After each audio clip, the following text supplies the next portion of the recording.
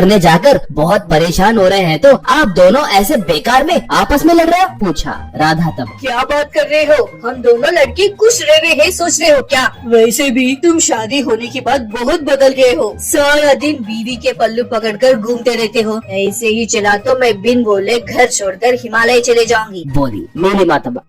ऐसे कीजिए, ससुर जी को हॉस्टल में भर्ती करके मैं और मेरे पति खुशी से रहेंगे, जिंदगी के मजे लेंगे, बोली तब शिवा। ये क्या नीलू, तुम क्या बात कर रही हो? पढ़ी लिखी हो ना, तुम कुछ नहीं जानती, कहा माधव तब। देखिए, आप लोग आपस में लड़के मुझे हॉस्टल में मत डालिए प्लीज। वैसे ये सास बहू की लड़ाई बंद करके दोनों अलग अलग खाना बनाए तो बस है, ठीक है? कहकर चला गया।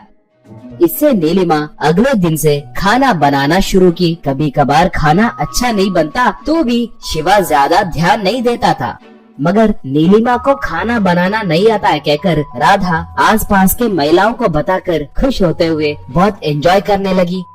उतना ही नहीं, राधा आसपास के महिलाओं से मिलके अपना एक दल बनाकर नीलिमा पे कमेंट करने लगी। ये देखकर नीलिमा को बहुत गुस्सा आता था और वो उन्हें डांटती थी, फिर भी वो उसकी परवाह करे बिना राधा के साथ हंसने लगते।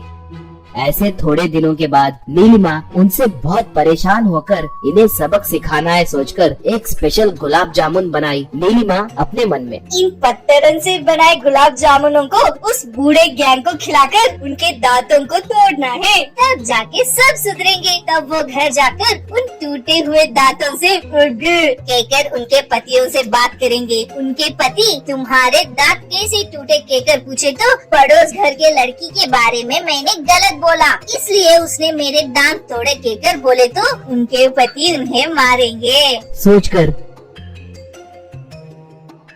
बाहर आकर देखी, उसे बाहर राधा, बबीता, सुमति ऐसे सब एक जगह पर बात करते हुए दिखे। नीलिमा उनके पास आकर, देखिए आंटी जी, मैंने अद्भुत गुलाब जामुन बनाए हैं, जो भी इन्हें बहुत जल्दी चखकर टेस्ट बताएंगे। उन्हें मैं मेरे मायके से लाए गहनों में से एक गहना गिफ्ट करूंगी। सोच लीजिए, अगर देरी हुई तो मैं अपना निर्णय बदल सकती हूँ। अब देरी किस बात की, बोली। उसकी बातों से सब वाह गहने कहकर नीलिमा के पास जाने लगे। वो देखकर राधा, तुम लोग जल्दबाजी में उसके जाल में मत फंसो। वो साधारण लड़की नहीं है, लोमड़ी है, लोमड़ी, बहुत खतरनाक है, बोली। वो लोग तुम रुको कहकर राधा की बातें सुने बिना वो सब उसके पास गए।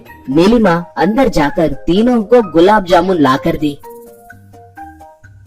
वो तीनों झट से मुंह में रखकर जोर से कतरे। बस एक एक के दो दो दांत टूटकर उनके हाथों में गिरे। वो देखकर बबीता, बाप रे बाप, मेरे दांत टूट गए। मेरे दांत अच्छे रहते हैं कहकर मेरे पति ने मुझसे शादी की, अब टूटे हुए दांतों से गए तो मेरे पति क्या कहेंगे, भगवान कहकर रोने लगी। तब बाकी के दोनों भी रोने लगे। उन्हें देखकर नीलिमा, अरे रे जस्ट मिस, आपके दोस्त राधा के भी दो दांत टूटते थे। देखिए, अगर अब से कोई मेरे बारे में बुरा भला कहा तो इस बार शरीर में से कौन सा भाग कट जाएगा पता नहीं। मैं थोड़ी पागल हूँ, चाकू लेके मार भी सकती हूँ, जानते हो, कहकर अंदर चली गई।